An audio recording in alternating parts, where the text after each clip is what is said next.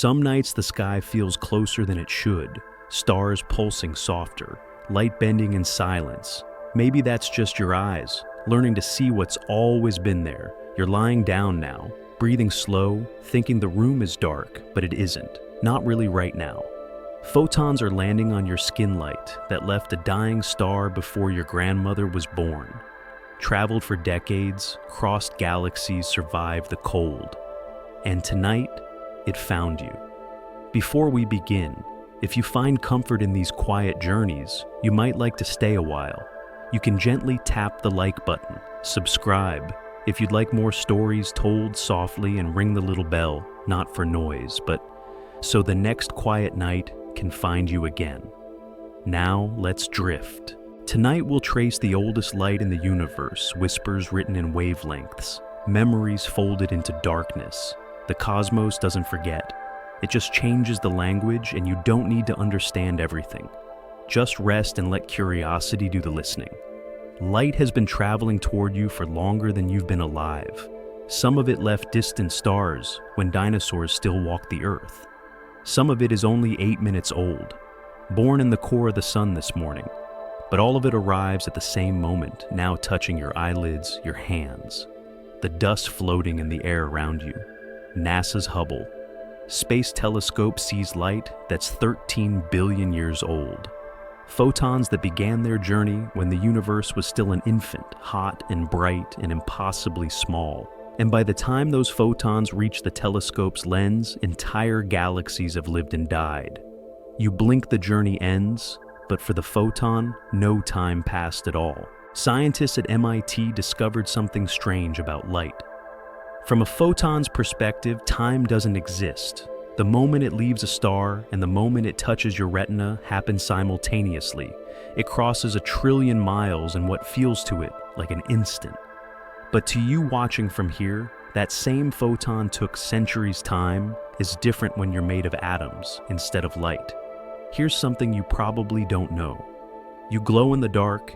Yes, you researchers at Kyoto University found that human bodies emit faint biophotons, ultra-weak light, produced by chemical reactions inside your cells, about 1,000 times dimmer than what your eyes can detect.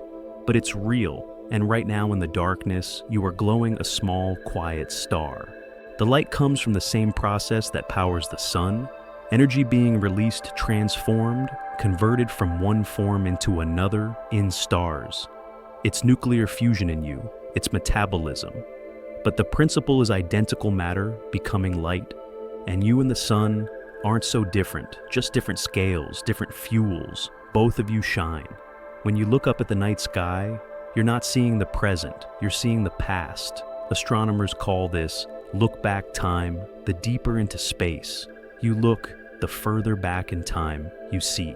And the Andromeda galaxy, visible to your naked eye on a clear night, is 2.5 million light years away, which means the light hitting your eyes tonight left Andromeda when early humans first learned to walk upright. The photons crossing your retina are older than language, older than tools, older than fire. They've been traveling through the void while empires rose and fell, while continents drifted, while species evolved and vanished. And tonight, they finally arrived. Some stars you see in the sky don't exist anymore. They exploded centuries ago, scattered into dust. But their light is still traveling, still crossing the dark, still reaching toward you. The universe doesn't let anything disappear completely. It just shifts it into memory. There's a glow filling the entire sky right now that you can't see, called the cosmic microwave background, the oldest light in the universe left over from the Big Bang itself. Dr. John Mather, a Nobel Prize-winning astrophysicist at NASA, once called it a baby picture of the cosmos, and it's everywhere in every direction, filling every empty space. In 1965, two scientists named Arno Penzias and Robert Wilson were testing a radio antenna in New Jersey when they kept hearing static, persistent, annoying static. They cleaned the equipment, checked every wire, even cleared out pigeons nesting inside the horn. But the static remained, and it took them months to realize what they had found. The echo of creation radiation from 13.8 billion years ago. still humming through space like a song that never ends. They won the Nobel Prize for discovering noise they thought was broken equipment. Sometimes the universe whispers so quietly, we mistake it for interference. Every atom in your body was made inside a star. The calcium in your bones, the iron in your blood, the oxygen you're breathing right now, all of it forged in the core of a dying sun billions of years ago. And when that star exploded, it scattered those atoms across space where they drifted for eons, cooled, collected into clouds, formed the sun, formed Earth, formed you. Dr. Carl Sagan said, "At best we are made of star stuff." He wasn't being poetic, he was being precise. The nitrogen in your DNA came from a furnace burning at 100 million degrees. The carbon in your cells was made when a massive star collapsed under its own weight. And you are not separate from the cosmos. You're a piece of it, rearranged a memory the universe had of a dying star, now walking around breathing thinking. Light carries weight. Not much, but it's real. Photons exert pressure when they hit a surface, about 9 micronewtons per square meter, and you'd never feel it, but spacecraft do, which is why NASA engineers have built solar sails that use light pressure to move through space, the way wind fills a sailboat. No fuel, no engines. Just sunlight pushing against reflective material, light from a star carrying ships across the void. Every time a photon touches you, it's pushing gently, barely as if the stars are always reaching out, applying the softest pressure, saying, "I'm still here, I remember you." You don't need to hold on to this. The universe doesn't ask you to. It just asks you to lie still and let the light arrive. Let the photons rest on your skin. Let the ancient glow settle into your breath. You are already part of this. You always have been. Your body is stardust. Your light is real. And tonight the cosmos is whispering something only you can hear. The universe is mostly invisible. About 85% of all matter in the cosmos doesn't interact with light at all. It doesn't shine, doesn't reflect, doesn't glow. And scientists call it dark matter. Substance we can only detect. By the way, it bends space around it, which means you can't see. It can't touch it, can't measure it directly, but it's there holding galaxies together, like invisible scaffolding, and without it, stars would fly apart, galaxies would dissolve, nothing would hold. Dr. Vera Rubin spent decades studying how galaxies rotate, and she noticed something strange. They spin too fast. The outer edges move at the same speed as the inner regions, and according to the laws of physics, that shouldn't be possible unless there's something else there, something massive and visible pulling everything together. And she called it the missing mass problem, which means the universe, it turns out, is full of things we can't see, but can't ignore. Here's the strange part. Your mind works the same way neuroscientists estimate that about 85% of brain activity happens below conscious awareness. The decisions you think you're making, your brain decided seconds earlier. The memories you think you're storing, most of them live in places you can't consciously access. The thoughts drifting through your mind, right now they're shaped by neural patterns firing in the dark, which means you are mostly invisible to yourself. Dr. Benjamin Libet, a neuroscientist at UC San Francisco, ran experiments in the 1980s that shook the scientific community when he asked people to press a button whenever they felt like it, while monitoring their brain activity. And the brain showed signs of the decision 300 milliseconds before the person consciously decided to move, which means your unconscious mind had already chosen, you just didn't know it yet. And free will, it seems, arrives late to its own party. Most of what holds you together, your habits, your instincts, your sense of self, exists in a place you can't see, just like dark matter holding galaxies in place. Dark matter doesn't emit light, but it bends it. And when astronomers look at distant galaxies, they sometimes see light curving around empty space called gravitational lensing light, following the curve of invisible mass which Einstein predicted in 1915. Though we didn't observe it directly until 1979, and the Hubble Space Telescope captured images of entire galaxies distorted into arcs and rings.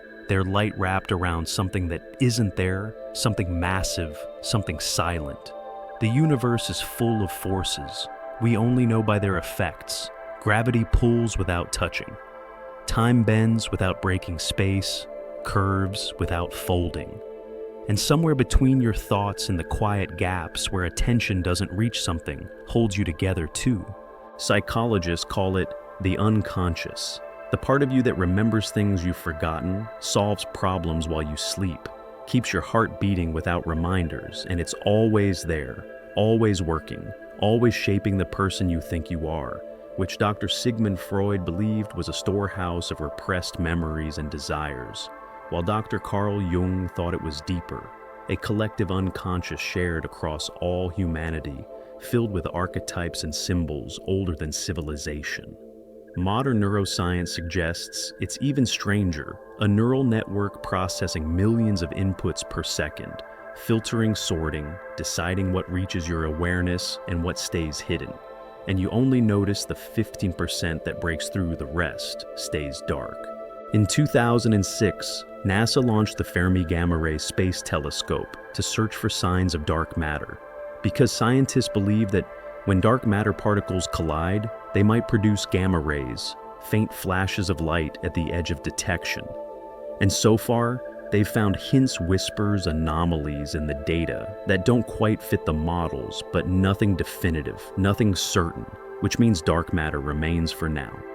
A theory held together by mathematics and faith. We know it's there because galaxies behave as if something invisible is holding them. We just don't know what. And your unconscious works the same way. You know it's there because you do things without knowing why. You walk into a room and forget what you needed. You meet someone and feel immediate trust or unease. You dream about places you've never been, and something beneath the surface is steering. Researchers at the Max Planck Institute for Human Cognitive and Brain Sciences found that brain scans can predict a person's decision up to 7 seconds before they're consciously aware of it. 7 seconds, which is an eternity in neural time, and your brain is making choices, forming intentions, preparing actions, while you're just along for the ride, narrating a story you think you're writing. But here's the beautiful part. You don't need to see everything to trust it. Galaxies don't need to understand dark matter to stay together. And you don't need to see your unconscious to let it work. Because some things are better left in the dark, some forces are stronger when they're invisible. Dr. Vera Rubin once said, "In a spiral galaxy, the ratio of dark to light matter is about a factor of 10. That's probably a good number for the ratio of our ignorance to knowledge, which means we know so little, we see so little, and yet the universe holds you hold. There's a kind of trust built into existence, a faith that the invisible scaffolding will keep doing its job, that the dark matter between your thoughts will keep you steady even when you can't see it, even when you don't understand." Astronomers estimate there are about 2 trillion galaxies in the observable universe, each one held together by forces we can't detect directly, each one spinning stable complete, not because of what we see, but because of what we don't. And you are like that too, held together by invisible forces, guided by quiet intelligence shaped by patterns older than memory. Most of you lives in the dark, and that's okay, because the dark isn't empty. It's full of potential, full of process, full of the slow, patient work that makes consciousness possible. And you don't glow because you're broken. You glow because 15% is enough. The rest can stay hidden, doing its work in silence, holding galaxies together, holding you together. Some nights when the mind is quiet, you can almost feel it. The weight of all that invisible structure, the dark matter between your thoughts, pressing gently, keeping everything from flying apart. And you don't need to name it, don't need to see it, just trust that it's there, the universe does. You are breathing in starlight right now, not metaphorically, not poetically, literally. The oxygen entering your lungs was forged inside a star that died before the sun was born. Every atom of it, every molecule. Scientists call this process stellar nucleosynthesis, the creation of elements in the cores of stars. And it's how the universe makes everything heavier than hydrogen and helium, iron, carbon, nitrogen, calcium, phosphorus, all of it, built inside stellar furnaces, then scattered across space when those stars exploded. Dr. Margaret Burbidge, one of the great astrophysicists of the 20th century, helped write the landmark 1957 paper that explained how stars create elements. And she showed that every atom in your body, heavier than helium, came from a star, which means your bones are stardust, your blood is stardust, your breath is stardust. The iron in your hemoglobin right now was made in the core of a dying star at temperatures exceeding 100 billion degrees. Kelvin, it took millions of years to form seconds to scatter, and now it's inside you, carrying oxygen through your veins, which means stars don't just shine, they remember. When a massive star collapses, it compresses atoms so violently that protons and neutrons fuse into heavier elements. Carbon fuses into oxygen, oxygen into neon, neon into magnesium, magnesium into silicon layer by layer like an onion. The star builds elements in its core, and the process continues until it creates iron, the most stable element in the universe. At that point, fusion stops because iron doesn't release energy. When it fuses, it absorbs it. So the core collapses, the outer layers rebound, the star explodes a supernova. And for a few weeks, that single dying star can outshine an entire galaxy. In that brief violent moment, elements heavier than iron are born: gold, silver, uranium, lead, which means the rarest atoms on Earth were made in the rarest stellar deaths. The gold in wedding rings, the platinum in electronics, the iodine in your thyroid, all of it came from stars that exploded billions of years ago, and you're wearing the debris of ancient catastrophes.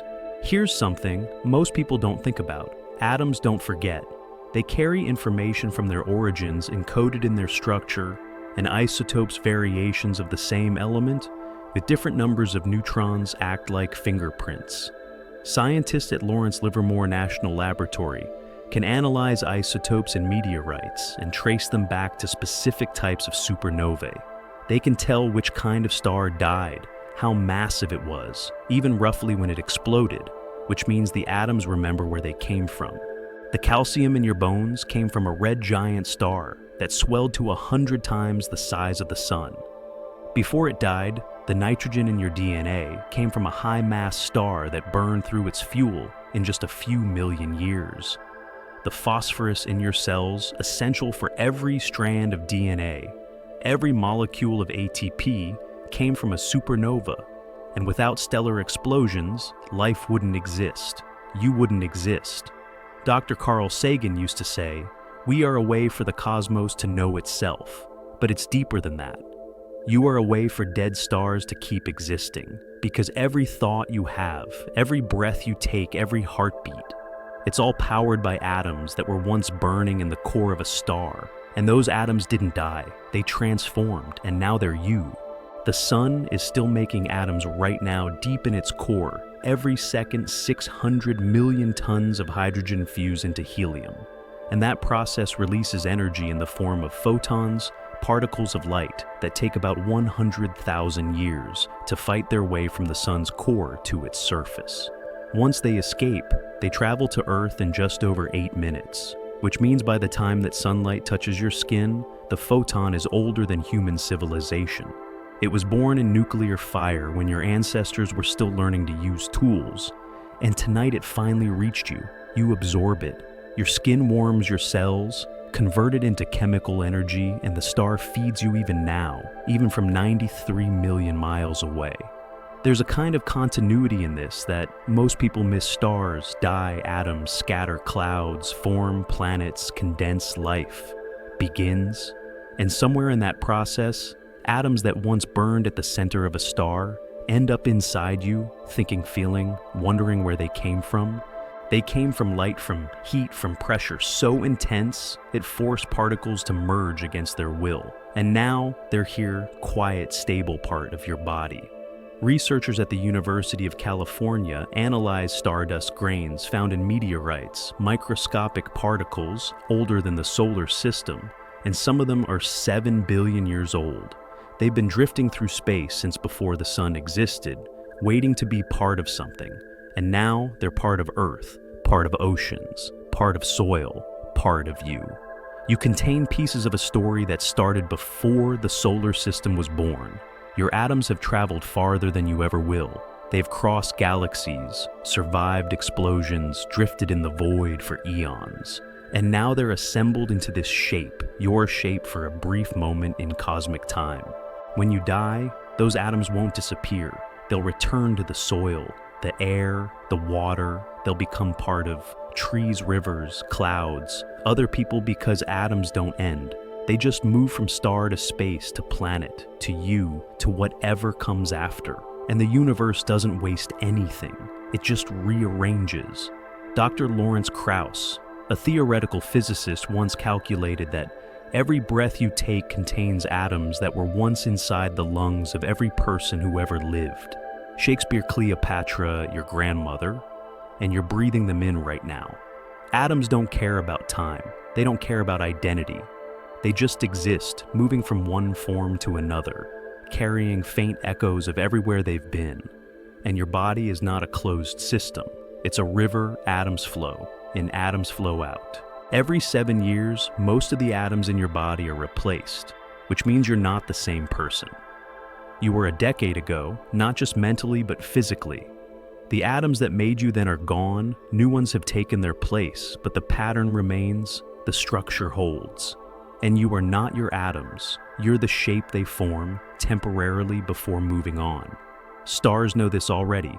They burn for billions of years, then scatter, becoming the raw material for new stars, new planets, new life, and nothing is lost. Everything transforms, which means you right now, in this moment, are the universe transforming a temporary arrangement of ancient atoms, thinking about where they came from, wondering briefly what it means to be made of stars. The answer is simple. It means you were light once, and someday in some form, you will be light again.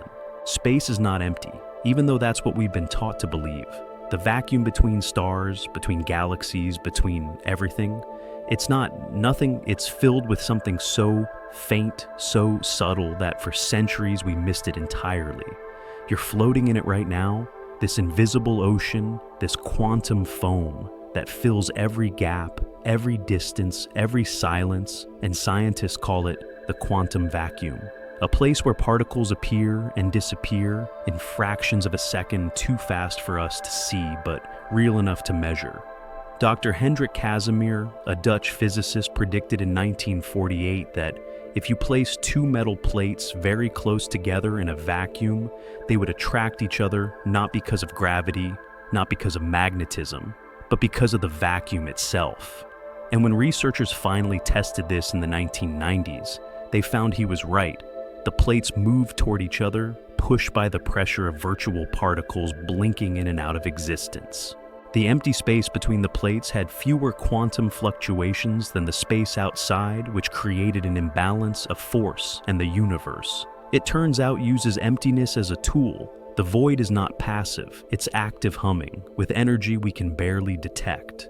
NASA's Voyager 1 spacecraft crossed into interstellar space in 2012, the first human-made object to leave the solar system's protective bubble. And out there in the space between stars, the silence is almost absolute, almost because even there, the spacecraft detected faint vibrations, plasma waves, the universe breathing at frequencies so low, they take years to complete a single cycle. You can't hear it with your ears, but instruments can, a hum that fills the space between everything. And it sounds, researchers say, like the universe remembering how to sing. Here's what most people don't realize. Silence is never complete, even in the quietest room on Earth, the anechoic chamber at Microsoft's headquarters in Redmond, Washington, where sound is absorbed by walls designed to eliminate all echoes. You can still hear something: your heartbeat, your breath, the blood moving through your veins. And after a few minutes, people report hearing things that aren't there, hallucinations born from the brain's refusal to accept total silence. Your mind fills the void because it can't tolerate emptiness, and neither can the universe. Quantum field theory suggests that even in a perfect vacuum at absolute zero temperature with no matter and no radiation, The quantum fields that permeate space still fluctuate. Particles and antiparticles pop into existence, exist for a fraction of a second, then annihilate each other, releasing energy back into the void, which means the ground state of the universe is not stillness, it's trembling. Dr. Richard Feynman, the Nobel Prize-winning physicist, once calculated that the energy contained in the quantum vacuum of a single cubic meter of space is enormous, possibly infinite, though we have no way to harness it. It's there lurking in every gap, every pause, every moment of apparent nothingness. You are surrounded by it right now, this invisible potential, this quiet roar. In 2015, scientists at LIGO, the Laser Interferometer Gravitational Wave Observatory, detected gravitational waves for the first time, ripples in space-time, caused by two black holes colliding 1.3 billion light-years away. And the signal, when converted to sound, was a chirp, a brief ascending tone, the sound of space-time itself vibrating. The universe, it seems, makes music from collisions, from mergers, from the violent meetings of massive objects. And that music travels through the vacuum, through the silence carried by the fabric of space itself. Which means silence is not the absence of sound. It's the presence of frequencies we haven't learned to hear yet. Your body knows this already. Your cells communicate through electrical signals, chemical gradients, mechanical vibrations, none of which you consciously hear, and your heart generates an electromagnetic field that extends several feet beyond your body. A field that changes with your emotions, your thoughts, your state of mind. Researchers at the HeartMath Institute found that this field can be detected by people standing nearby. Their nervous systems responding to rhythms they don't consciously perceive, which means you are always broadcasting, always humming, always vibrating at frequencies that touch the people around you, even in silence. The cosmic microwave background, that faint glow we talked about earlier, fills the universe with a temperature of 2.7 Kelvin, just above absolute zero. And it's not perfectly uniform. There are tiny fluctuations, hot spots and cold spots, variations of a few millionths of a degree, and those fluctuations are the seeds of everything that came after: galaxies, stars, planets, you. The universe's earliest whisper, still echoing, still shaping reality. Dr. George Smoot, who won the Nobel Prize for mapping these fluctuations, called them the fingerprints of creation. Patterns frozen into the fabric of space-time when the universe was 380,000 years old, and they're still there, still visible, still speaking, if you know how to listen. Silence, it turns out, is a conversation you're not yet part of. In the deep ocean below, 1,000 meters, where sunlight cannot reach, marine biologists discovered that certain species of fish produce sounds at frequencies below human hearing, infrasound vibrations that travel for hundreds of miles through water. And these fish are talking to each other across distances we can barely imagine, in a language we only recently learned exists. The deep is not silent. It's full of voices we couldn't hear, because we weren't listening in the right range, and the same is true for space, for the quantum vacuum, for the pauses between your thoughts. There's always something happening in the gaps, you just have to change the way you listen. Astronomers studying the cosmic web, the large-scale structure of the universe where galaxies cluster along filaments of dark matter, notice that the space between these filaments, the voids, are not truly empty. They contain faint traces of gas, stray atoms, wandering photons, and these voids are expanding faster than the regions, with matter pushed apart by dark energy, a force we don't understand but can measure. The empty spaces are growing, the silences are getting louder, and the universe is stretching itself into shapes we're only beginning to map. You live in one of those voids. In a sense, the space between your atoms is vast. If you could compress all the matter in your body, removing the empty space between particles, you would fit into a grain of sand, which means you are mostly vacuum, mostly silence, mostly space held together by forces that don't take up room. You are fundamentally a pattern in the void, a vibration that thinks it's solid. Some nights when everything is quiet, you can feel it, the hum beneath the stillness, the faint trembling that fills the spaces between heartbeats, between breaths, between thoughts. And it's not scary, it's not empty, it's full of potential, full of energy, full of the slow work the universe does when no one is watching. Silence is not nothing, it's everything waiting to happen, and you don't need to fill it, don't need to fix it, just rest in it. Let it hold you, the way the quantum vacuum holds particles, the way space-time holds galaxies, the way the universe holds its own memory. The silence sounds like forever, because it is, and you are part of it, always have been. Gravity is the weakest force in the universe, weaker than electromagnetism, weaker than the nuclear forces that hold atoms together, so weak that a small magnet can overcome the gravitational pull of the entire Earth when it lifts a paperclip. And yet gravity shapes everything, bends light, curves, space, holds galaxies together, keeps your feet on the ground. You feel it right now, pressing against you, this constant gentle pull toward the center of the planet. And you've felt it every second of your life, so much so that you've stopped noticing. But it's there, always there, the universe's slowest whisper, patient and relentless.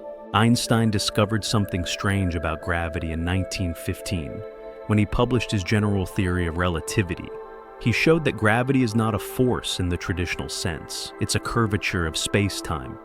Itself, massive objects like stars and planets bend the fabric of space around them, and other objects follow those curves, which means when you fall, you're not being pulled down. You're following the straightest possible path through curved space. The Earth is not holding you. It's warping the geometry of reality around you. And you move through that warped space the way a marble rolls down a curved surface, which seems impossible until you realize that space and time are not separate things. They're woven together into a single fabric, and mass pulls on that fabric the way a bowling ball sinks into a trampoline. Dr. Kip Thorne, who won the Nobel Prize in 2017 for detecting gravitational waves, spent decades trying to prove that gravity makes ripples, that when massive objects accelerate, they send waves through space-time itself, moving at the speed of light, carrying information about collisions and mergers across billions of light years. On September 14, 2015, the LIGO detectors in Louisiana and Washington State felt something, a tremor so faint, it moved the mirrors inside the detector by less than 1,000th the width of a proton, and that tiny vibration was the echo of two black holes colliding 1.3 billion light years away, their masses spiraling together, merging, sending a shock wave through the fabric of space. The wave passed through Earth, through you, through everything, stretching and squeezing space-time by an amount too small to feel, but large enough to measure. And for the first time in history, humanity heard the universe ringing like a bell. When scientists converted the signal to sound, it was a chirp, a brief rising tone, the sound of space-time itself vibrating. And Dr. Thorne said it was like hearing the universe speak in a language we'd only imagine, gravity's voice finally audible after a century of silence. You are always inside gravitational waves, constantly being stretched and compressed by the movements of distant objects. Supernovae, neutron star collisions, black hole mergers, all of them sending ripples through space, and those ripples pass through you without resistance, because you are not separate from space-time. You are part of it, woven into the same fabric that carries these ancient vibrations. Here's what most people don't realize: gravity travels at the speed of light. Which means, if the sun suddenly disappeared, we wouldn't know for 8 minutes. We'd keep orbiting an empty point in space, following the curvature the sun left behind, until the information about its absence reached us, traveling at 186,282 miles per second, and only then would the Earth fly off into the dark. Gravity is not instantaneous. It has to propagate, it has to move. And that movement leaves traces, waves, echoes, memories of events that happened when the universe was young. The gravitational waves detected by LIGO began their journey. 1. 3 billion years ago, when Earth was covered in single-celled organisms, no plants, no animals, no eyes to see. The stars in those waves traveled through space for eons, crossing galaxies, passing through dust clouds and gas giants and nebulae, until they reached this tiny blue planet, this specific moment, this particular set of instruments waiting to feel them. You were here when they arrived. You felt them even if you didn't know it, because they passed through your body at the speed of light, stretching you north to south, compressing you east to west by an amount far too small to perceive but real nonetheless. Your body has been touched by the deaths of stars you will never see. Einstein predicted this in 1916, just 1 year after his theory of general relativity was published. He wrote a paper suggesting that accelerating masses should produce gravitational waves, but he also thought they would be too weak to ever detect. He underestimated human ingenuity, the patience of scientists willing to spend decades building instruments sensitive enough to feel the universe breathing. LIGO's mirrors are suspended by ultra-thin glass fibers isolated from vibrations, cooled to near absolute zero, and protected by vacuum chambers, because even the smallest disturbance, a truck passing on a nearby highway, a tree falling in the forest, an earthquake on the other side of the planet, can mask the signal. And yet, despite all this, the detectors work. They feel the ripples, they hear the collisions, they translate gravity into sound. There are now multiple gravitational wave observatories around the world. LIGO in the United States, Virgo in Italy, Kagra in Japan. All of them listening together, triangulating the sources of these waves, mapping the violent events that shake the cosmos. And every few months they announce a new detection. Another black hole merger, another neutron star collision, another voice from the dark. The universe is louder than we thought. It's just speaking in frequencies we couldn't hear until recently. Gravity also bends light, which Einstein predicted in 1915, and which was confirmed in 1919 during a solar eclipse when astronomers observed stars near the sun, appearing in slightly different positions than expected. Their light curved by the sun's mass, and this effect, called gravitational lensing, is now used to study distant galaxies, dark matter, the structure of space-time itself. When light from a far galaxy passes near a massive object, it bends, sometimes splitting into multiple images, creating arcs and rings in telescope images. And these distortions tell us about the invisible mass between us, and those distant lights. The dark matter we can't see but know is there because of how it warps the light.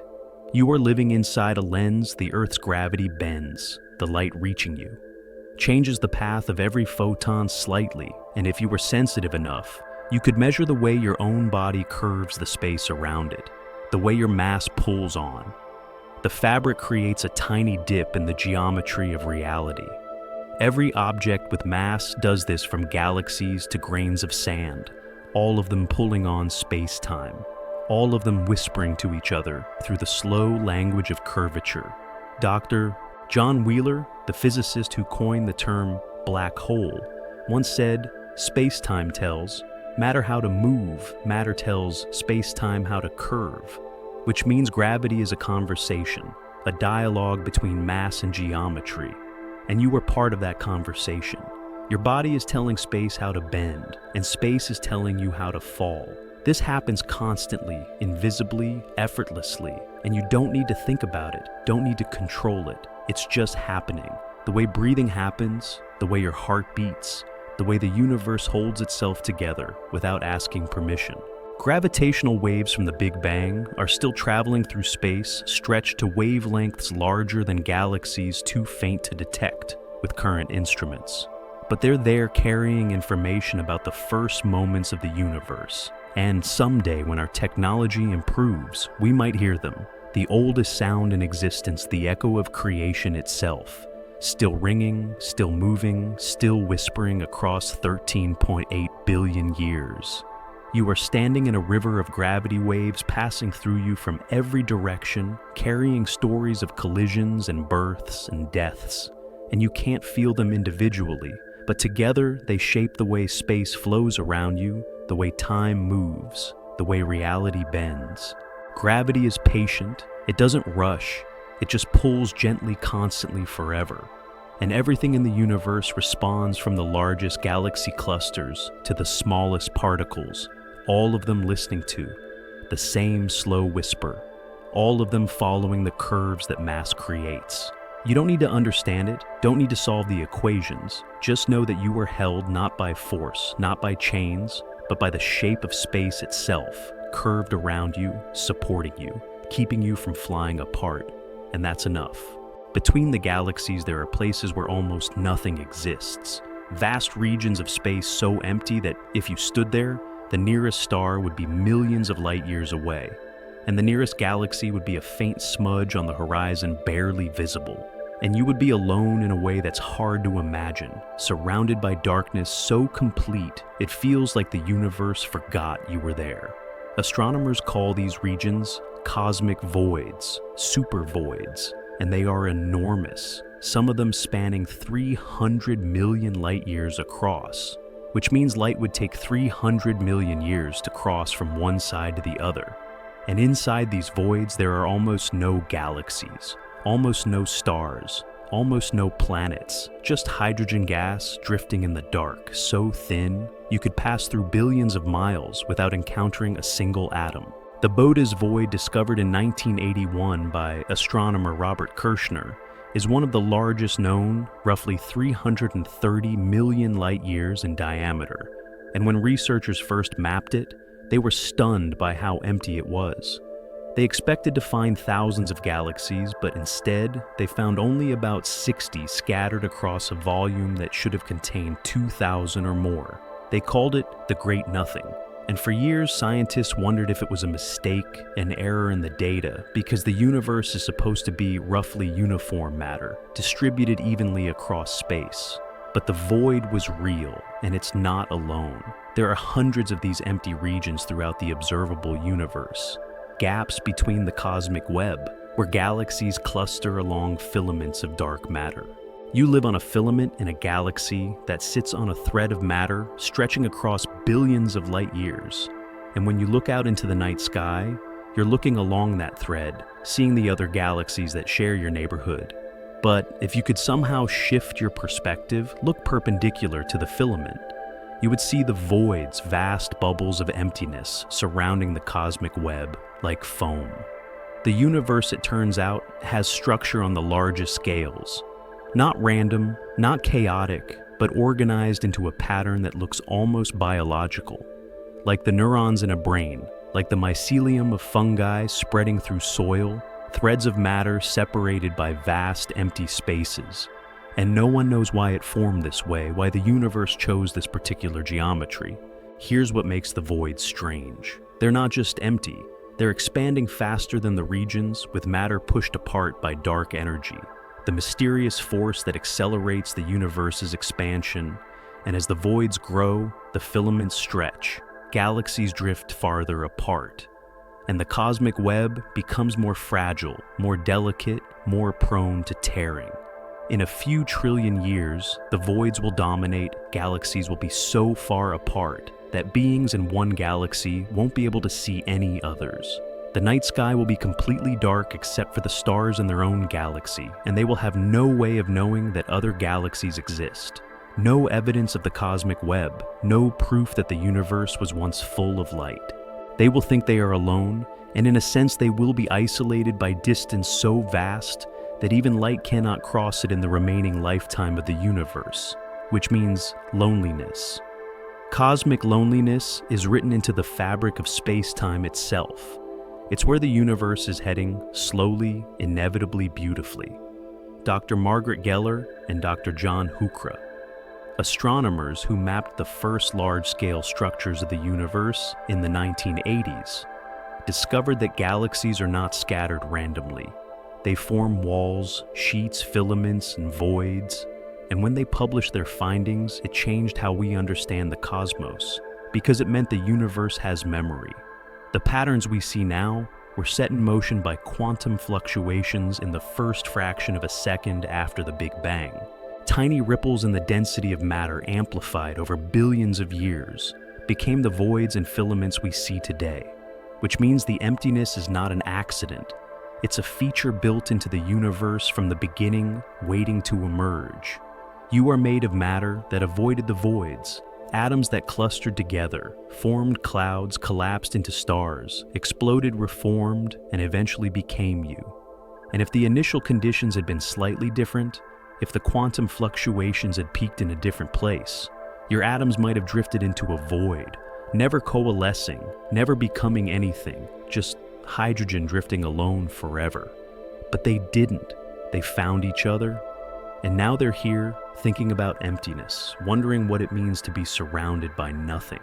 The cosmic microwave background, that faint glow left over from the Big Bang, shows a strange feature called the cold spot, a region about 8 billion light-years across, where the temperature is slightly lower than the surrounding sky, only a few hundred microkelvins cooler, but measurable. And some scientists believe it's the signature of a supervoid, a region so empty that light passing through it loses energy, arrives cooler, dimmer than it should. If that's true, then the cold spot is the shadow of the largest void in the observable universe, a place so devoid of matter that it leaves an imprint on the oldest light we can see, which means emptiness has weight, or rather the absence of weight has consequences. It changes the way energy flows, the way light travels, the way time moves. You can't feel the voids. They're too far away, too large, too abstract. But they shape the universe you live in. They determine where galaxies form, where stars ignite, where planets condense, where life begins. Because without the voids, there would be no structure, no contrast, no difference between here and there. Loneliness in a cosmic sense is what makes community possible. The empty spaces define the full ones. The silence makes the sound meaningful. The darkness gives light, something to illuminate. And you, sitting here in the dark, breathing slowly, are a product of that balance, a temporary cluster of matter in a universe that prefers emptiness. Researchers using the Sloan Digital Sky Survey mapped over 1 million galaxies and found that the voids are not completely empty. There are faint galaxies inside them, dwarf galaxies isolated and dim, slowly running out of gas, unable to form new stars. And these galaxies are lonely, in a way that's hard to articulate. They have no neighbors, no interactions, no gravitational dances with other galaxies, just slow, quiet fading. Some astronomers call them orphan galaxies, galaxies without families, and they will die alone, their stars burning out one by one, their light fading into the dark, and eventually, in trillions of years, they will be gone, no trace left, no evidence they ever existed, just empty space where they used to be. You are not an orphan galaxy. You are on a filament surrounded by others, connected by gravity, by light, by the slow exchange of atoms between stars, but you can feel the pull of the void. Sometimes the sense that you could drift away, that the distances could grow too large to cross, that the threads could snap. That feeling is real. It's not just in your mind. It's in the structure of the universe, the mathematics of loneliness, encoded in the way matter clumps and spreads, the way galaxies cluster and separate, the way the cosmic web holds together while slowly coming apart. Dr. Brent Tully, an astronomer who mapped the local supercluster of galaxies, discovered that our galaxy is part of a structure called Laniakea, a supercluster spanning 520 million light-years. And the name means immeasurable heaven in Hawaiian, which feels appropriate because it's so vast, so complex, so full of galaxies moving together like a slow river of light. But even Laniakea is surrounded by voids, bubbles of emptiness pressing in from all sides, and someday, billions of years from now, dark energy will push those voids inward, the supercluster will dissolve, galaxies will drift apart, and Laniakea will be a memory, a pattern that once existed but no longer does. The universe does not guarantee permanence, it only guarantees change, and part of that change is the slow drift into isolation, the gradual increase of distance, the quiet expansion of emptiness, which sounds sad until you realize that right now, in this moment, you are not isolated, you are part of something vast and interconnected, and that's enough. You don't need to last forever, you just need to be here, now breathing, feeling the weight of your body, the pull of gravity, the faint hum of existence. And that is not loneliness, that is presence, that is connection, that is the universe experiencing itself through you before the voids grow too large to cross. There are places in the universe where time stops, where space curves so violently that nothing can escape. Not matter, not energy, not even light. And these places are called black holes, though the name doesn't quite capture what they are, because they're not holes. They're objects, incredibly dense objects, collapsed stars that have crushed themselves into points so small they might not have any size at all. You can't see a black hole directly, because light that falls in never comes back out. But you can see the effects, the way stars orbit around invisible points, the way gas heats up as it spirals inward, glowing brighter and brighter until it crosses a threshold called the event horizon, and then it vanishes, gone from the universe as far as we can tell, swallowed by something we still don't fully understand. The event horizon is not a physical surface, it's a boundary in space-time, the point of no return. And if you could somehow approach one, you wouldn't feel anything special when you crossed it. No barrier, no resistance, just a quiet moment when your future suddenly became very specific, very short, and very strange. Dr. Carl Schwarzschild calculated the radius of this boundary in 1916, just months after Einstein published his theory of general relativity. And he did it while serving in the German army during World War I, solving equations in the trenches between battles, which means the mathematics of black holes was born in the middle of human violence, as if the universe wanted us to understand that destruction can create something permanent, something inescapable. The Schwarzschild radius depends on mass for an object with the mass of the Sun. It's about 3 kilometers, which means if you could compress the Sun down to the size of a small city, it would become a black hole. And for Earth, the radius is about 9 millimeters smaller than a marble, which means if you could crush our entire planet into a sphere the size of a grape, it would collapse into a black hole and never stop collapsing. Most black holes form when massive stars, at least 20 times the mass of the Sun, run out of fuel and collapse under their own gravity. The core crushes itself so violently that nothing can stop it. Not the pressure of atoms, not the forces that hold nuclei together. Nothing. And the collapse continues until the star becomes a singularity, a point of infinite density where the laws of physics break down. We don't know what happens at the singularity. Our equations stop working. They produce infinity's contradictions, nonsense, which means there's something missing from our understanding, some deeper theory that bridges quantum mechanics and general relativity. And until we find it, the center of a black hole remains a mystery, a place where the universe hides its secrets behind an event horizon.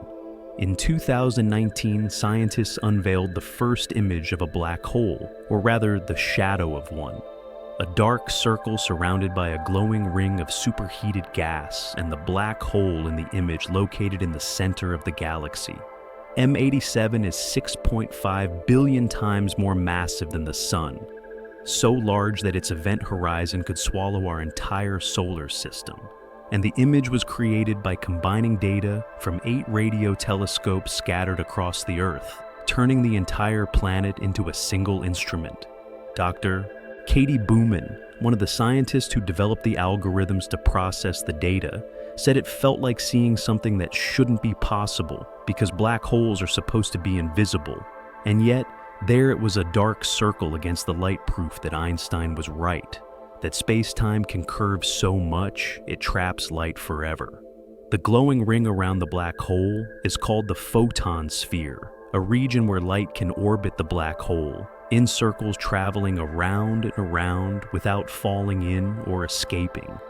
And if you could somehow stand at the photon sphere and look to your left or right, You would see the back of your own head, because the light from your body would loop around the black hole and return to your eyes. Time behaves strangely near black holes. The closer you get to the event horizon, the slower time moves relative to the rest of the universe. And if you could watch someone fall into a black hole from a safe distance, you would see them slow down, freeze redshift, into invisibility, never quite crossing the horizon, stuck at the boundary forever, from your perspective. But from their perspective, they would cross in a finite amount of time, experience the fall, reach the singularity. Though what that experience would be like, we can only guess. Dr. Stephen Hawking discovered in 1974 that black holes are not completely black. They emit radiation, very faint radiation, produced by quantum fluctuations near the event horizon, where particle-antiparticle pairs spontaneously form, and sometimes one particle falls into the black hole, while the other escapes carrying energy away, which means black holes slowly evaporate, losing mass over unimaginable timescales. Trillions of years for a solar mass black hole, but they do evaporate, they do end. This creates a paradox called the information paradox, because quantum mechanics says information cannot be destroyed.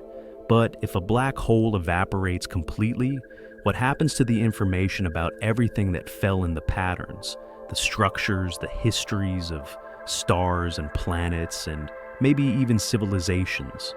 Where does it go? And Hawking spent decades working on this problem, never quite solving it, though he came close suggesting that information might be encoded in the Hawking radiation, itself scrambled but not lost. The largest black holes in the universe are called supermassive black holes, and they sit at the centers of most galaxies, including our own. The Milky Way's central black hole is called Sagittarius A, and it has a mass of about 4 million suns, which sounds enormous until you realize it's compressed into a region smaller than Mercury's orbit. And it's relatively quiet right now, not feeding, not glowing, just sitting there, holding the galaxy together with its gravity. Every galaxy seems to have one, a supermassive black hole at its heart, and no one knows exactly how they formed, whether they grew slowly by swallowing gas and stars over billions of years, or whether they were born massive seeds left over from the early universe. And this is one of the great unsolved questions in astrophysics. How did the universe make monsters? When black holes merge, they send out gravitational waves, ripples in space-time, that carry information about the collision. And LIGO has detected dozens of these mergers, most of them stellar mass black holes spiraling together. But in 2020, they detected something unexpected, a collision between a black hole and a neutron star. Two different kinds of extreme objects becoming one, and the waves told a story of violent transformation. Matter being torn apart, space ringing like struck metal. You are living in a universe full of these objects, invisible predators scattered across the cosmos. Some of them close enough that we can study them, measure them, map the way they warp space, and some of them hidden in the dark between galaxies, wandering solitary remnants of stars that died alone. If the sun suddenly became a black hole, which it won't, because it's not massive enough, Earth wouldn't fall in. We would keep orbiting at the same distance, following the same curved path through space, because the black hole would have the same mass as the sun, the same gravitational pull, and the only difference would be the darkness, the cold, the absence of light, but the orbit would remain. Black holes are patient. They don't chase, they don't hunt, they just wait.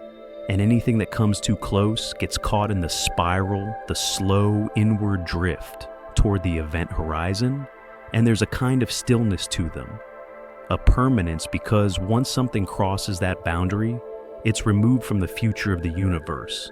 It enters a different kind of time, a place where cause and effect break down, where the concepts of before and after stop making sense. Dr. Kip Thorne, who studied black holes for decades, once said, "They are the most perfect macroscopic objects in the universe because they're defined entirely by three numbers: Mass spin and charge, nothing else. No complexity, no detail, just pure geometry, and in a strange way that makes them simple elegant, the closest thing nature has to a perfect mathematical object. You don't need to fear black holes, they're far away, and space is vast. The nearest known black hole is about 1,000 light years from Earth. And it's not coming closer, it's just there doing what black holes do. Curving space, bending light, holding on to everything that falls in, and in its own way, it's part of the structure, part of the pattern, part of the way the universe organizes itself. Some nights, when you close your eyes, you might imagine what it would be like to fall into one, to cross the event horizon to see the stars above you, redshift into blackness, while the black hole ahead stretches into a glowing ring. And then the tidal forces would start stretching you, vertically compressing you horizontally, a process called spaghettification, which sounds absurd but is the technical term, and eventually you would become a stream of atoms, a ribbon of matter spiraling into the singularity. But you're not falling, you're here safe, held by Earth's gentle gravity, far from any event horizon, and the black holes are just doing their work in the dark, patient, silent, waiting for the universe to bring them whatever comes. There's a sound filling the entire universe right now, a faint hiss that comes from every direction at once. And if you could build a radio sensitive enough, you could tune into it. Hear the oldest noise in existence, the echo of the moment when light first broke free from matter, 380,000 years after the Big Bang. You can't hear it with your ears, but it's there passing through your body, through the walls, through the earth, a whisper from the beginning of time. And scientists call it the cosmic microwave background, or CMB, which sounds technical and cold, but really it's the universe's baby picture, the earliest light we can see, stretched by billions of years of expansion into microwaves invisible but detectable. Dr. Arno Penzias and Dr. Robert Wilson discovered it by accident in 1965. While testing a radio antenna in New Jersey, they kept hearing static, persistent, and uniform coming from everywhere. And they thought it was a problem with their equipment. They cleaned the antenna, checked the wiring, even removed pigeons nesting inside the horn. But the noise remained constant, unignorable. It took them months to realize what they'd found. They'd detected the afterglow of creation itself, radiation that's been traveling through space for 13.8 billion years, cooling, stretching, but never disappearing. And when they published their findings, they won the Nobel Prize for discovering noise they thought was broken equipment, which means sometimes the most important signals are the ones we almost ignore. The CMB has a temperature of 7 to 25 Kelvin, just above absolute zero, about minus 270 degrees Celsius. And it's remarkably uniform, almost exactly the same temperature in every direction, which is strange because regions of the universe that are now billions of light years apart shouldn't have had time to reach thermal equilibrium. They shouldn't be the same temperature, and yet they are, which suggests something happened in the very early universe, a period of rapid expansion called inflation that smoothed everything out.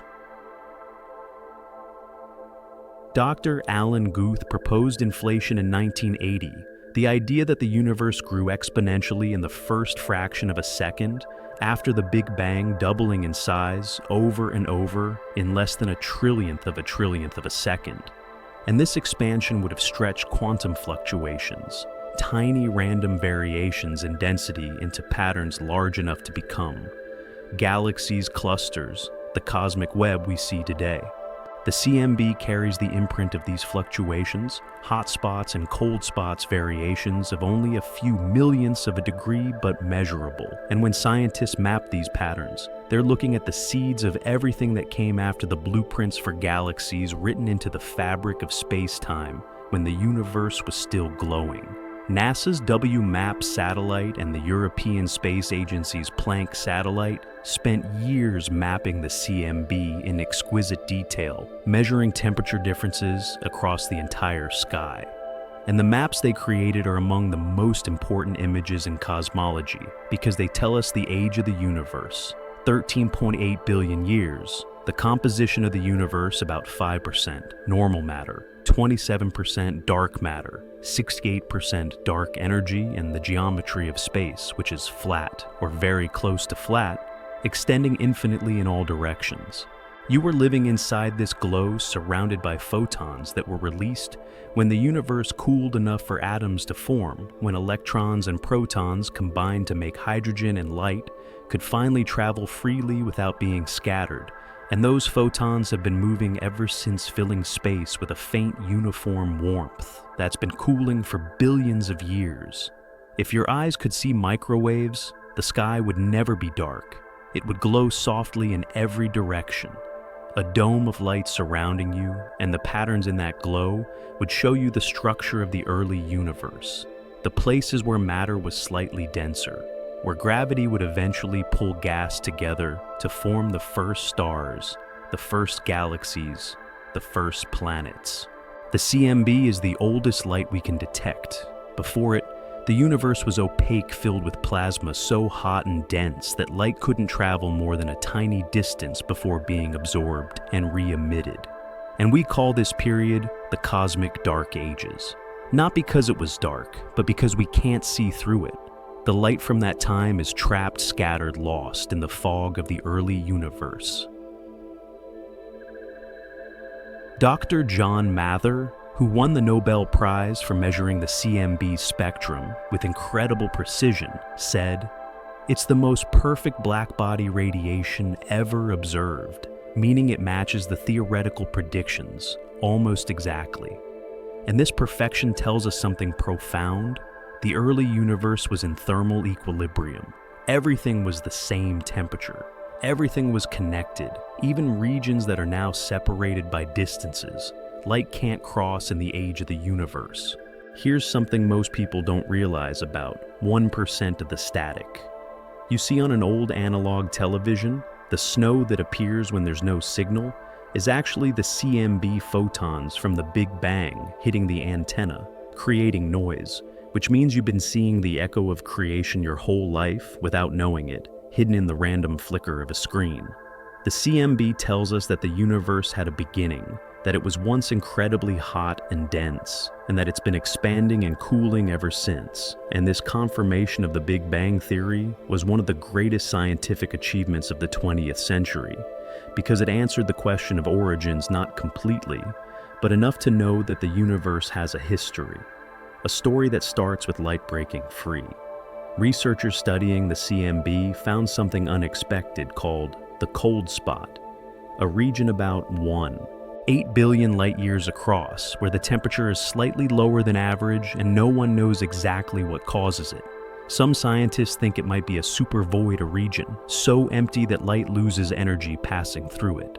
Others suggest it could be a sign of something even stranger, a collision between our universe and another, though that speculation, the cold spot, remains a mystery.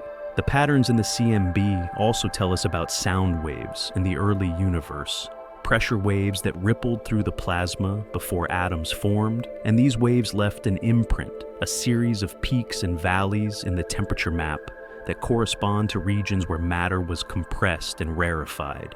And by analyzing these acoustic oscillations, scientists can measure the fundamental properties of the universe with astonishing precision. Dr. George Smoot, who shared the Nobel Prize with Mather, called the CMB fluctuations the fingerprints of creation. And when he saw the first detailed maps, he said it was like looking at the face of God, not in a religious sense, but in the sense of witnessing something so fundamental, so ancient, that it connects us to the origin of everything. You are made of atoms that formed after the CMB was released, hydrogen and helium created in the Big Bang, and heavier elements forged in stars, and all of it shaped by the patterns visible in that ancient light, the slight density variations that determined where galaxies would form, where stars would ignite, where planets would condense, where life would begin. The CMB is cooling as the universe expands, its temperature dropping slowly over billions of years, and in the far future, trillions of years from now, it will be so cold, so faint, that it might become undetectable, and civilizations living then, if any exist, won't be able to see the echo of the Big Bang. They won't have this evidence of the universe's origin, and they might think space has always been cold, empty, eternal. But right now, in this era, you can detect it. You can measure it. You can see the patterns that reveal the universe's infancy, and that's a kind of privilege to live in a time when the CMB is still bright enough to study, still telling its story to anyone who knows how to listen. Some nights when you lie very still, you might think about those photons traveling for 8 billion years, passing through galaxies, through voids, through the expanding fabric of space, and finally reaching Earth. Passing through the atmosphere, through the roof, through you, carrying information about the moment when the universe became transparent, when light and matter parted ways, when the cosmic dark ages ended and the age of light began. You don't need to understand the mathematics, don't need to solve the equations, just know that you are living inside the afterglow of creation, surrounded by the oldest light in the universe, and it's still here, still glowing faintly, still holding the memory of the beginning, waiting for you to notice. When a massive star dies but isn't quite heavy enough to become a black hole, it collapses into something almost as strange as a neutron star, an object so dense that a teaspoon of its material would weigh about 1 billion tons more than all the cars on Earth combined. And this entire collapsed star, containing more mass than the sun, is compressed into a sphere only about 20 kilometers across, roughly the size of a city. You could hold the mass of a mountain in the palm of your hand if neutron star matter could exist outside its incredible gravitational field, but it can't. The pressure required to keep it compressed is so extreme that if you removed even a tiny piece, it would instantly explode, expanding violently as the nuclei tore themselves apart, which means neutron stars are prisons for matter, holding it in a state that shouldn't exist anywhere else in the universe. The density is almost incomprehensible. Atoms are crushed so completely that electrons and protons merge into neutrons. And these neutrons pack together so tightly, there's almost no empty space between them, which means the star becomes a single giant atomic nucleus 20 kilometers wide, spinning hundreds of times per second, and held together by gravity so strong it warps space-time into a deep well. Dr. Jocelyn Bell Burnell discovered the first neutron star in 1967, though she didn't know what it was. At first, she was a graduate student at Cambridge using a radio telescope to study quasars, and she noticed a strange signal, a regular pulse repeating every 1.33 seconds, so precise it seemed artificial. And for a brief time, she and her advisor wondered if they had detected a signal from an extraterrestrial civilization. They called it LGM-1 for Little Green Men, but soon they found more pulsing signals from different parts of the sky, and it became clear these were natural objects, neutron stars spinning rapidly beaming radio waves from their magnetic poles like cosmic lighthouses, and we call them pulsars, though the name doesn't capture how extreme they are, how violent, how impossibly dense. The fastest pulsar ever discovered, PSR J1748-2446AD, spins 716 times per second, which means its equator is moving at about 24% the speed of light. And if it spun any faster, the centrifugal force would tear it apart, overcome gravity, scatter the neutrons into space. So, 716 rotations per second is close to the physical limit for how fast a neutron star can spin without destroying itself. Imagine something the size of a city spinning 716 times in 1 second. The surface moving at nearly a quarter of light speed, and yet it holds together every neutron gripping its neighbors through the strongest gravitational field below a black hole. And the magnetic field generated by this spin is unimaginably powerful, trillions of times stronger than Earth's, strong enough to strip atoms apart, to bend the paths of particles, to create beams of radiation that sweep across space like searchlights. When these beams point toward Earth, we detect them as pulses, and because neutron stars are so regular, so precise in their rotation, they make excellent cosmic clocks, some of them keeping time more accurately than atomic clocks on Earth, losing less than a second over millions of years. And astronomers use this precision to test theories of gravity, to detect gravitational waves, to map the structure of the galaxy. Dr. Joseph Taylor and Dr. Russell Holtz won the Nobel Prize in 1993 for discovering a binary pulsar-2 neutron stars orbiting each other. And by measuring the timing of the pulses with incredible precision, they proved that the orbit was decaying.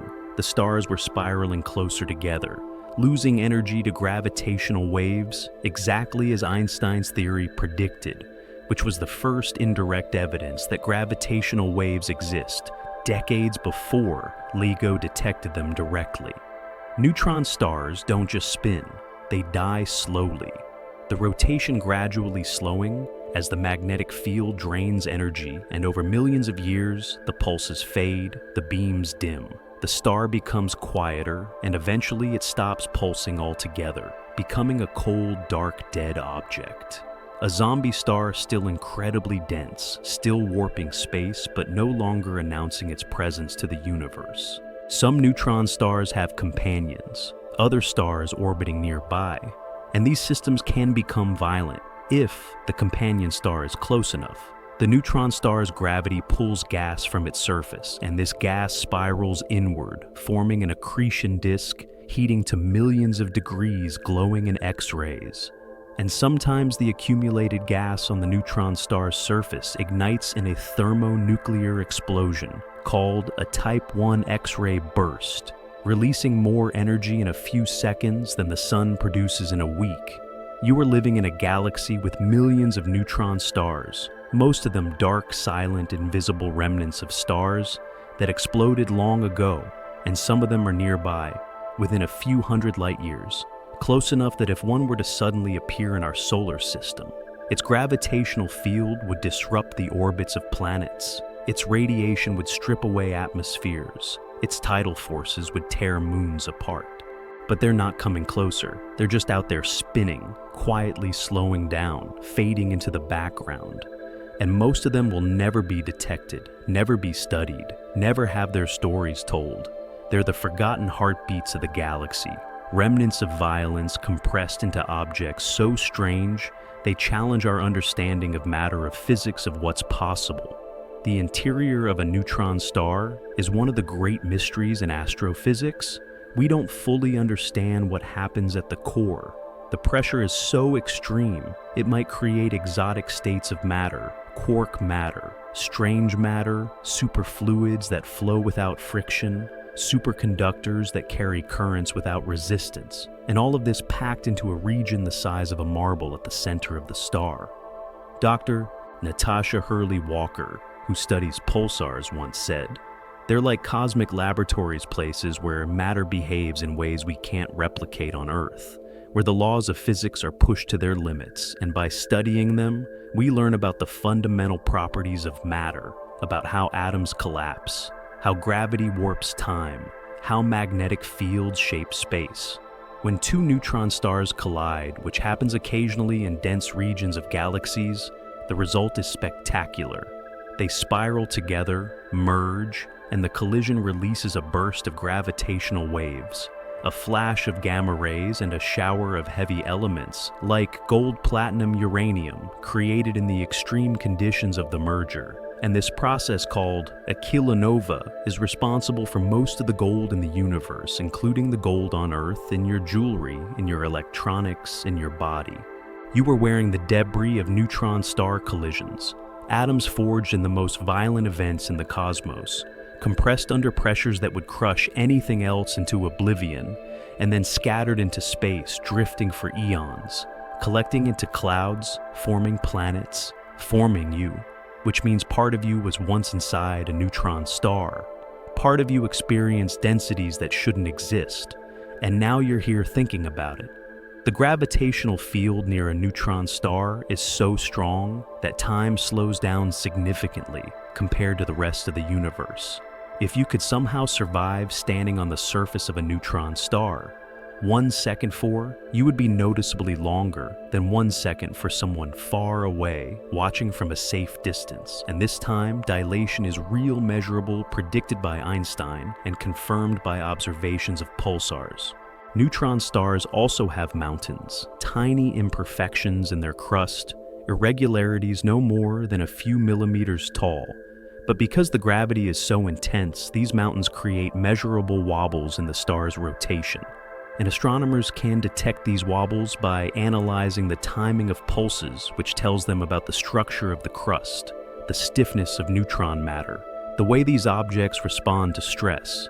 Some neutron stars, called magnetars, have magnetic fields 1,000 times stronger than typical pulsars, so powerful they distort the atoms around them.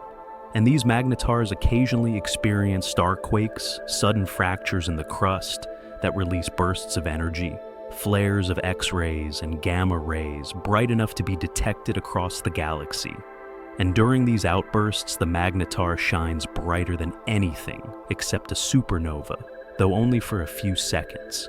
You don't need to understand the equations, don't need to calculate the densities. Just know that neutron stars exist, that they're out there spinning in the dark, dying, slowly holding on to matter, with a grip so tight nothing escapes. And in their own way, they're beautiful, elegant. The universe's way of compressing violence into something stable. Something that lasts, something that keeps time for millions of years before fading into silence.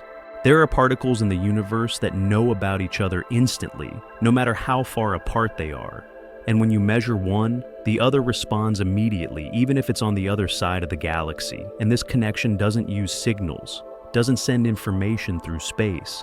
It just is. And scientists call it quantum entanglement. Though the name doesn't capture how deeply strange it is, how it challenges everything, we think we know about distance separation, independence.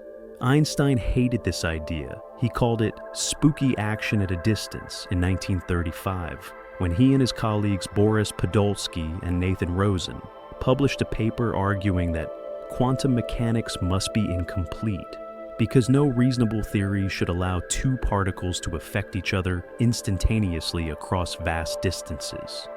It violated his sense of how the universe should work, his belief that nothing can travel faster than light.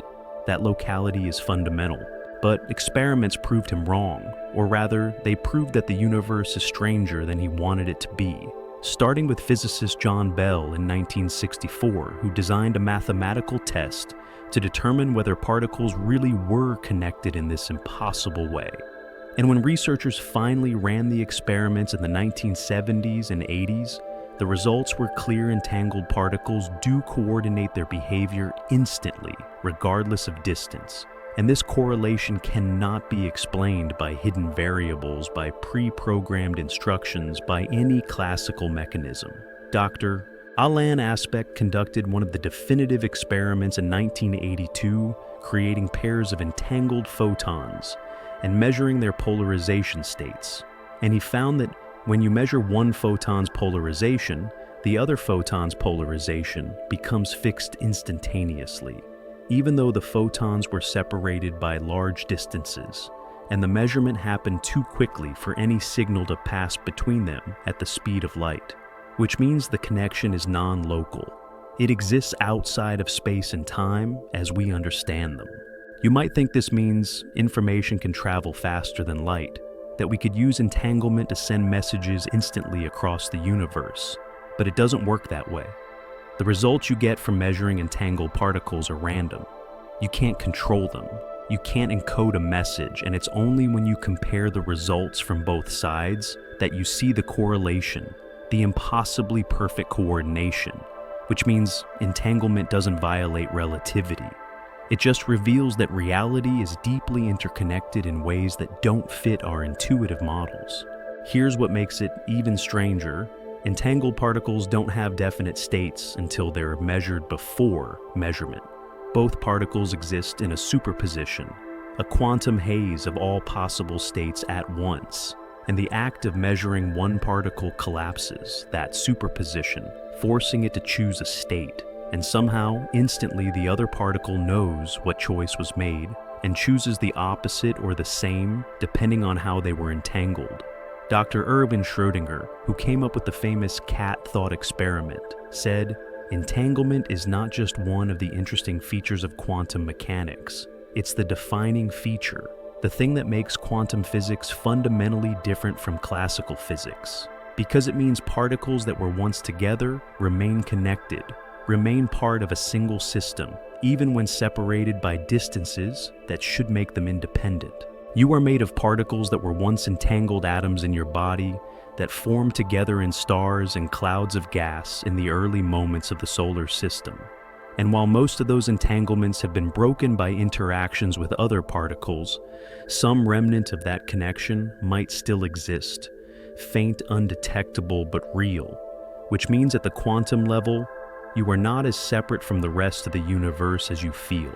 Researchers at the University of Vienna demonstrated quantum entanglement across a distance of 1,200 kilometers in 2017, beaming entangled photons between observatories in Spain and the Canary Islands, and the correlation held perfectly, no degradation, no delay, which proved that entanglement doesn't weaken with distance. It's just as strong across 1,000 kilometers as it is across a few meters, which suggests that space in some fundamental way doesn't matter to entangled particles.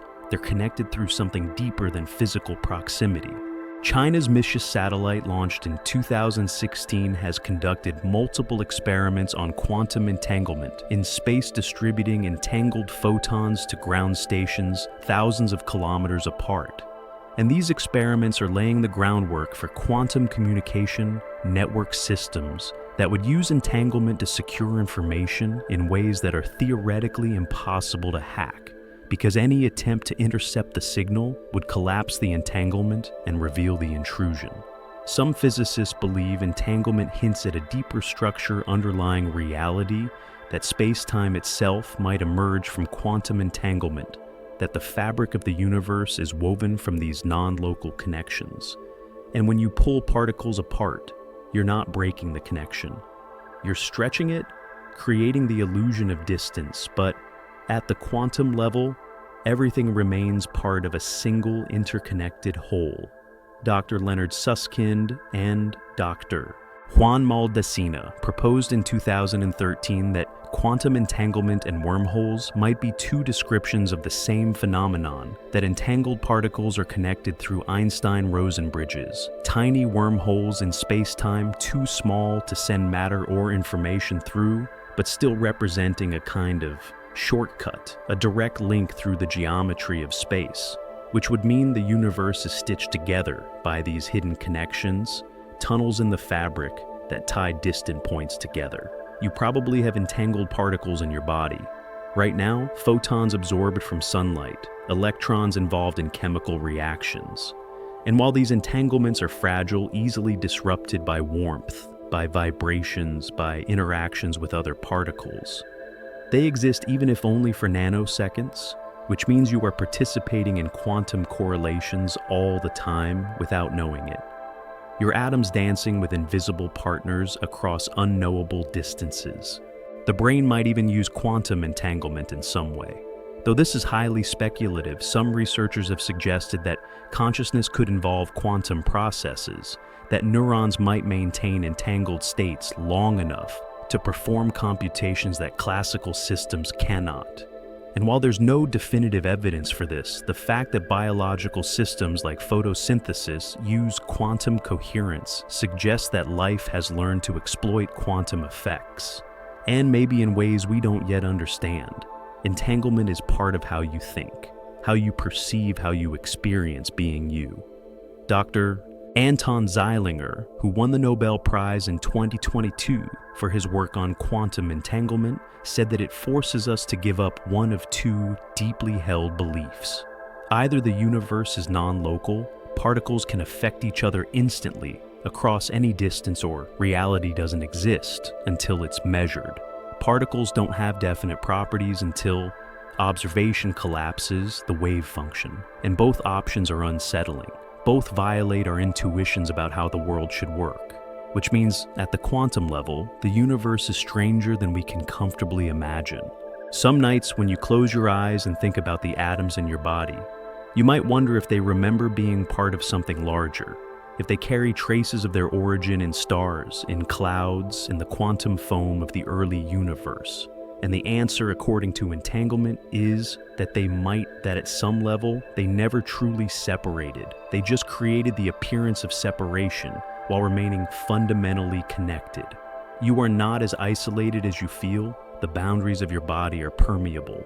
The particles inside you once belonged to stars, to oceans, to other people, and some of them might still be entangled with particles scattered across the galaxy, maintaining correlations that transcend space, that ignore distance, that connect you to the cosmos in ways too subtle to measure, but too profound to ignore. Quantum entanglement doesn't care about time.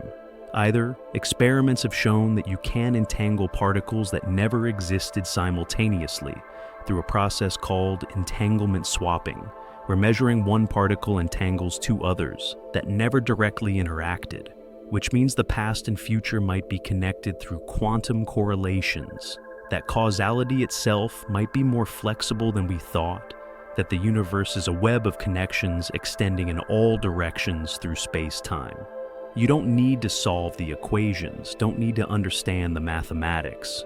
Just know that separation is partial, that distance is negotiable, that at the deepest level, everything that was ever connected remains connected. And you are part of that web.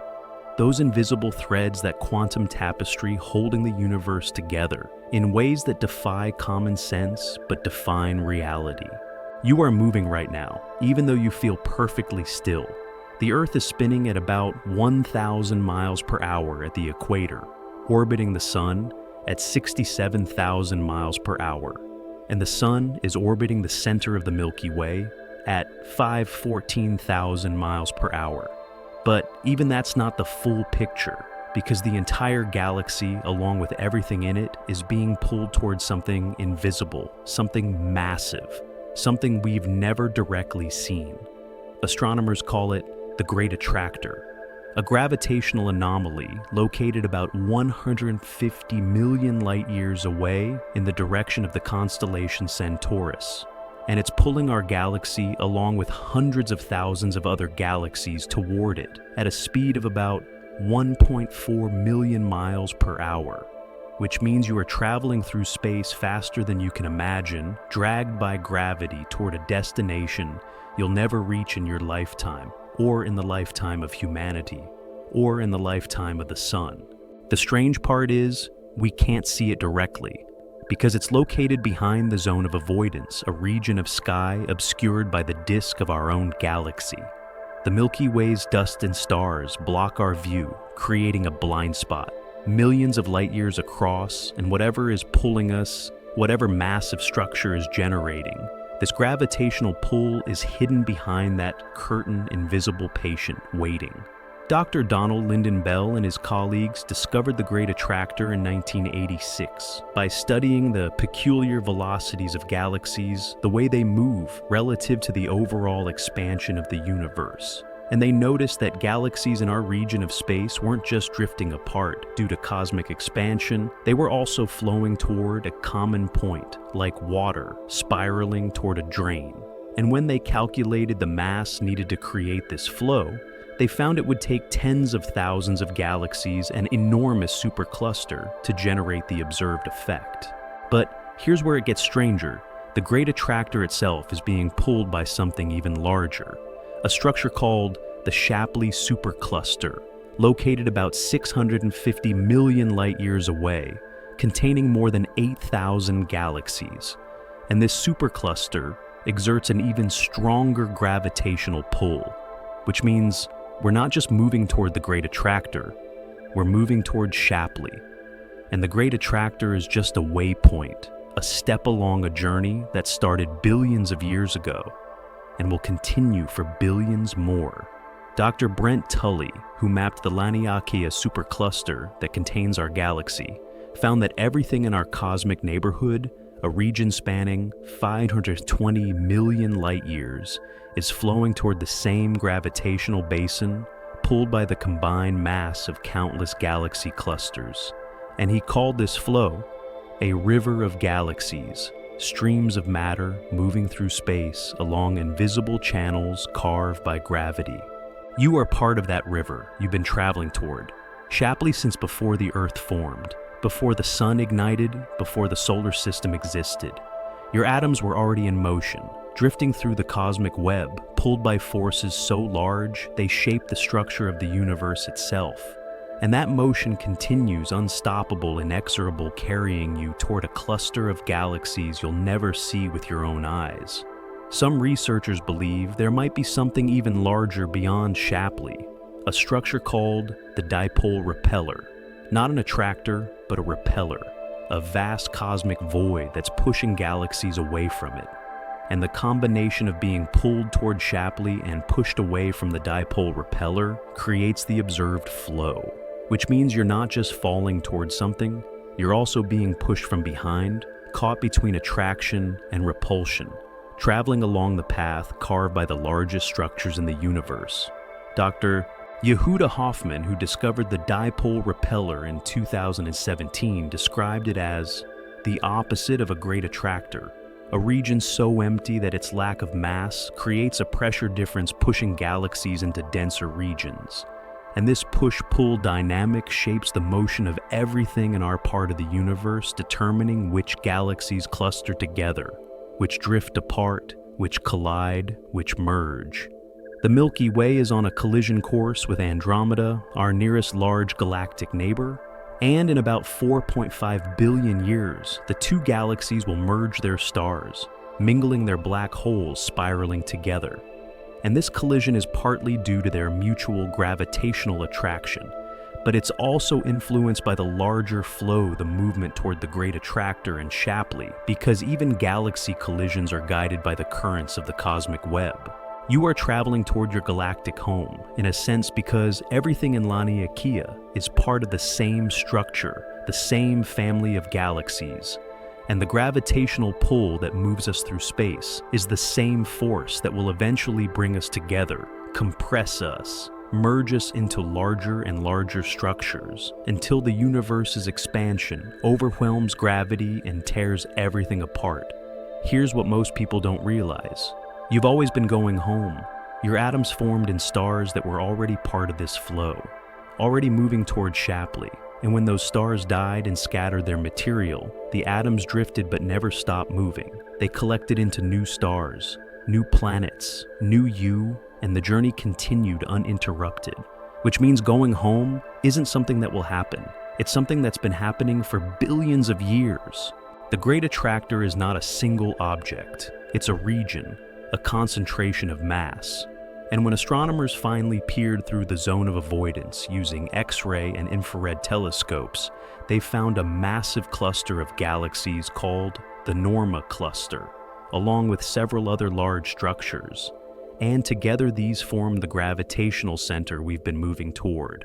Though even this isn't the final destination, because Shapley lies beyond pulling harder, demanding more.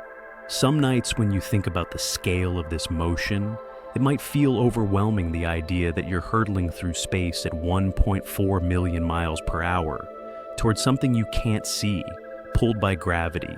You can't feel following a path set billions of years ago. But there's also something comforting about it. The idea that you're not adrift, not lost, that the universe has a structure, a flow, a direction, and you're part of it. Dr. R. Brent Tully said that understanding these flows helps us see the universe as a dynamic system, not static, not random, but organized into patterns shaped by gravity, by dark matter, by the initial conditions set in the first moments after the Big Bang.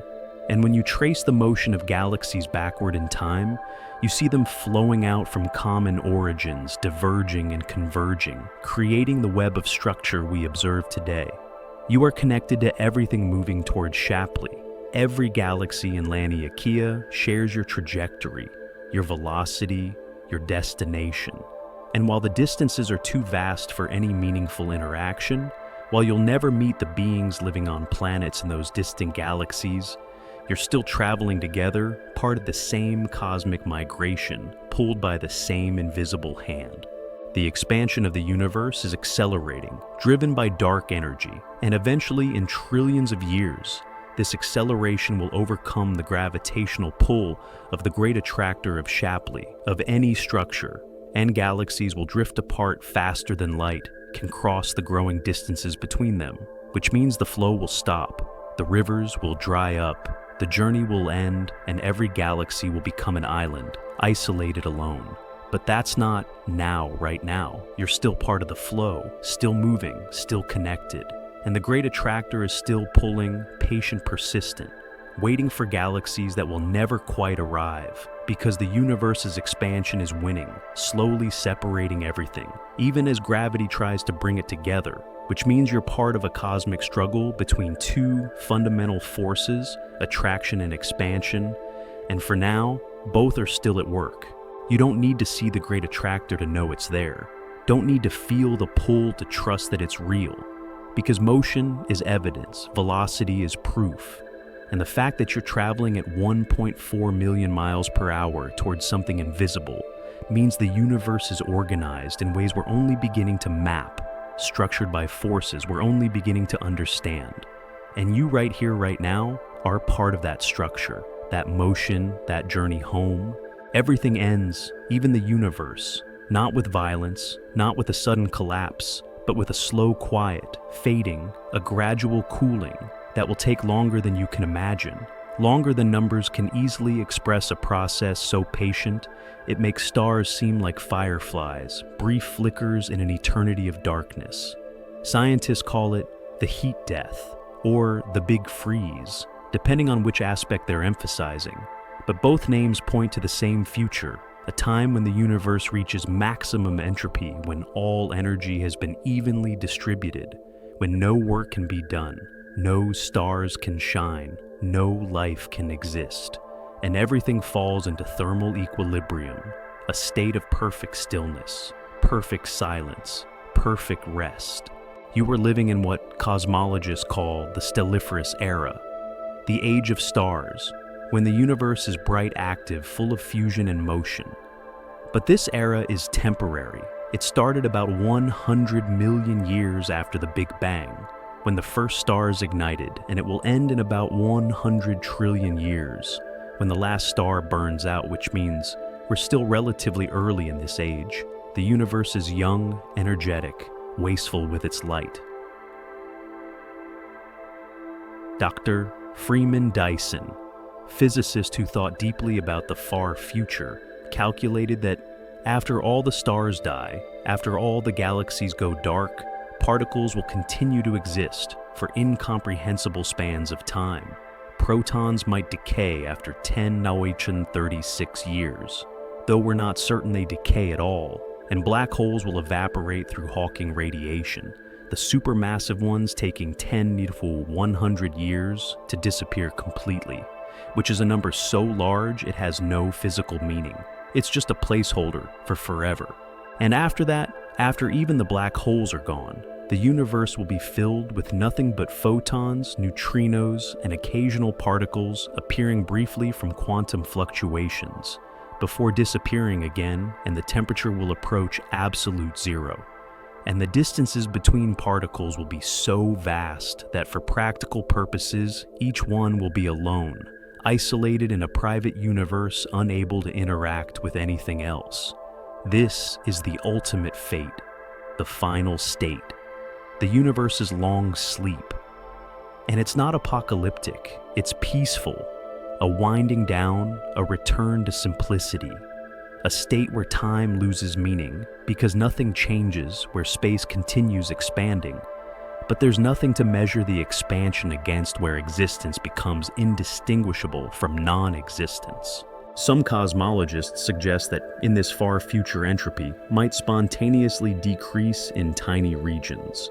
Quantum fluctuations might briefly create pockets of order, maybe even structures complex enough to support some form of awareness, fleeting consciousnesses that exist for moments before dissolving back into randomness. And these Boltzmann brains, as they're called, would be the last witnesses to a universe that has otherwise forgotten how to create anything permanent. Dr.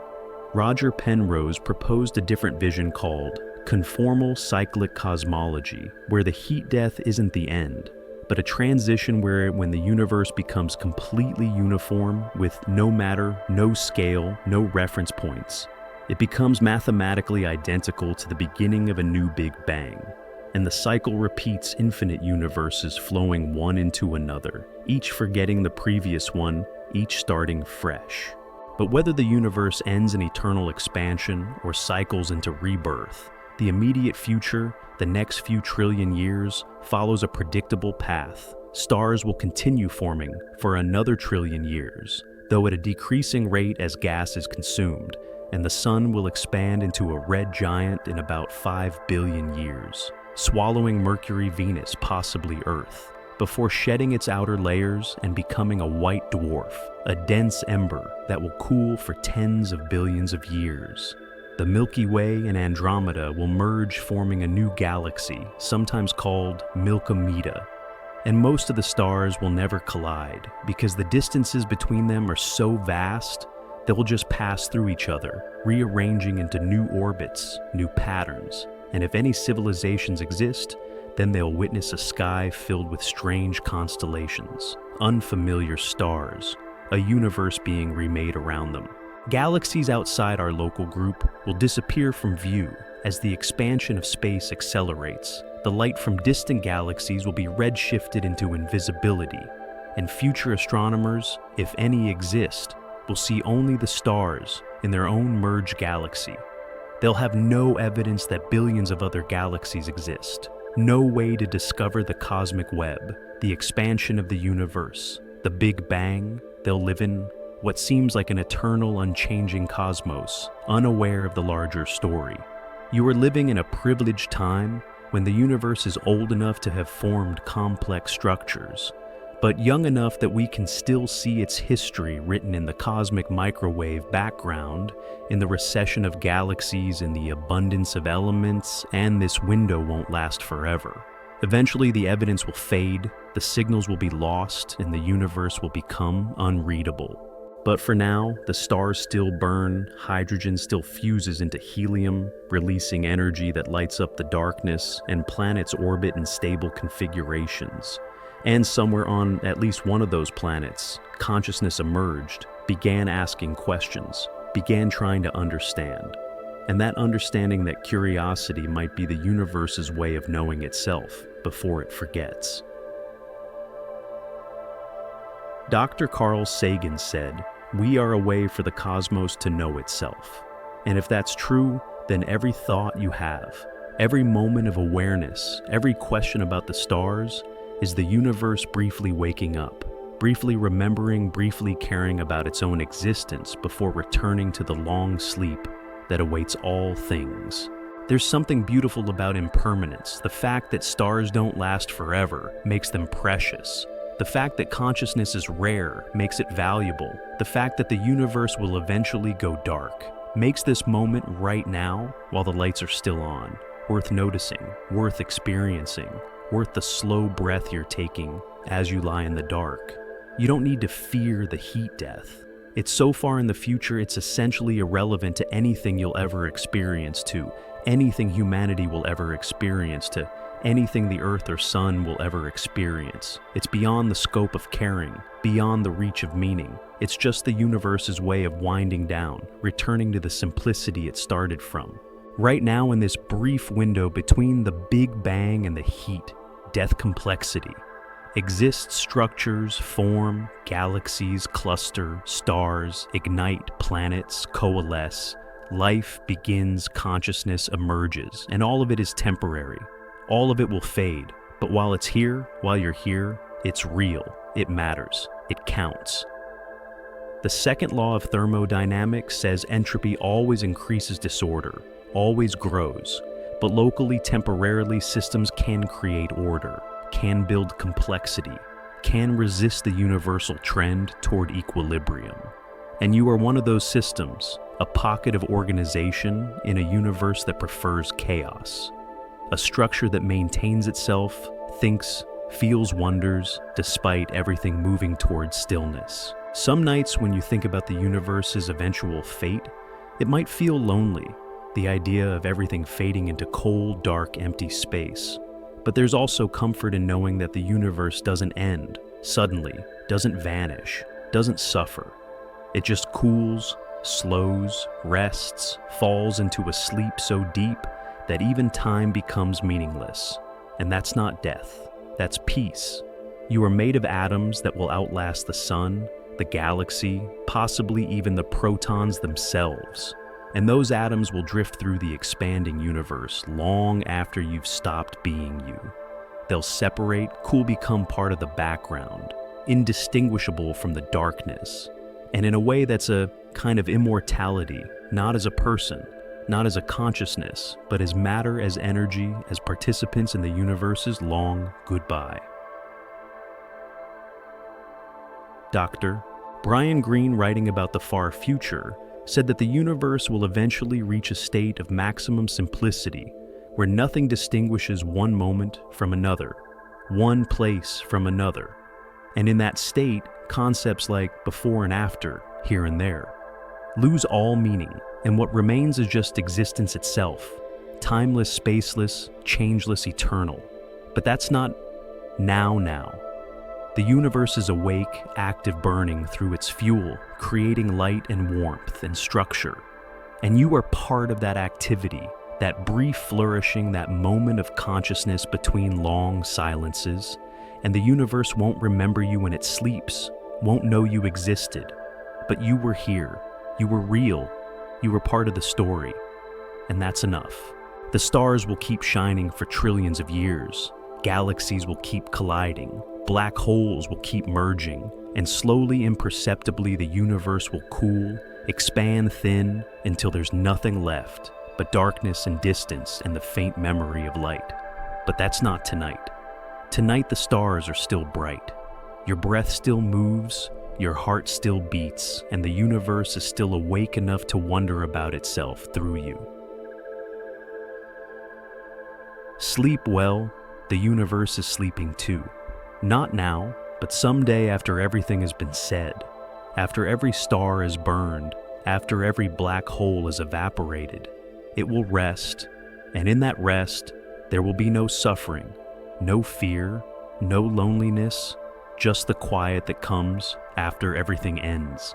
And maybe in some way we don't understand that quiet is where it all begins again. Dream gently.